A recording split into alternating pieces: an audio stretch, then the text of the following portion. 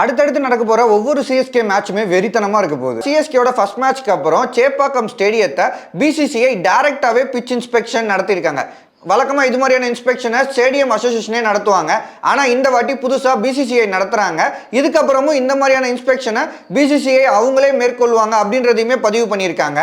பல வருடங்களாக நம்ம எல்லாத்துக்குமே தெரியும், சிதம்பரம் ஸ்டேடியம் பிட்ச் பார்த்தீங்கன்னா ஒரு ஸ்பின்னர்ஸ்க்கு அட்வான்டேஜ் கொடுக்கக்கூடிய ஒரு பிட்ச். பிசிசிஐ இன்ஸ்பெக்ஷன் வந்தப்போ ஸ்பின்னர்ஸ்க்கு அட்வான்டேஜாக இருந்த இந்த பிட்சை பேட்டர்ஸ் ட்ராக்காக மாற்றிருக்காங்க.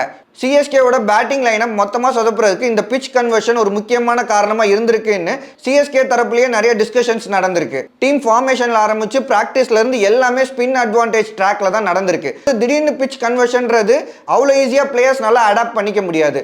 ஸோ இந்த பிட்சை பிளேயர்ஸ் அடாப்ட் பண்ணிக்கிறதுக்கு சாலிடாக ஒரு 10 டேஸாவது தேவைப்படும் சொல்கிறாங்க. ஸோ அந்த ஒரு ஃபேஸில் தான் சிஎஸ்கேவோட இந்த டிஃபீட்ஸ் எல்லாமே நடந்திருக்கு.